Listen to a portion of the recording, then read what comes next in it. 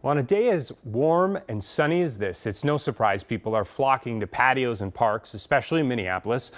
But there's new data showing it's not just because of the weather.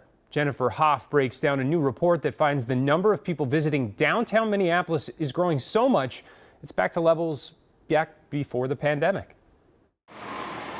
Given the long winter, it's no wonder this weather is a welcome sight, and so too are all these people, if you ask the Minneapolis Downtown Council's Leah Wong. And I think it just shows that there's this pent-up demand for these large collective urban experiences that our downtown can help to enable. The group's latest data shows more people continue to make a return here after the pandemic, protests, and rising crime rates hit attendance rates hard. I think it's hard always for any city to kind of lose critical mass in their city center, right?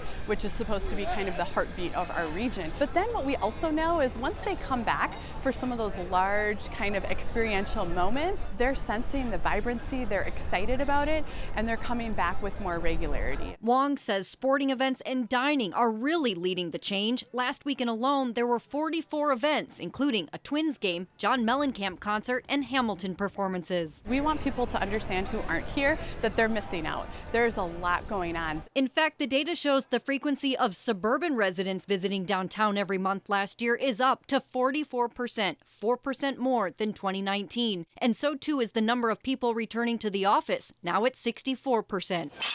Perhaps able to enjoy a lunch break now on a patio. The data is collected every other month since about this time 2 years ago, a survey sent to people within a 25-mile radius of the city. I think the data has helped us as we start to really position to listen and think about kind of our consumers of downtown. What would you say to people who have a differing opinion than yours about downtown, who might say this data, this news, would be in the interest of the council? We got all of our data from a third-party source to make sure that we got honest and accurate data focused on behaviors of people using downtown in terms of frequency of visits, and no one organization is going to rebuild or rethink about downtown. The future is about all of community coming together to really think about what is the downtown that we all desire, want, deserve, and how do we come together to do that. Wong says creating those moments is helping build momentum that's continuing this year as the city recreates a place to really serve everyone. Besides employees and large events, downtowns are successful when people live here too.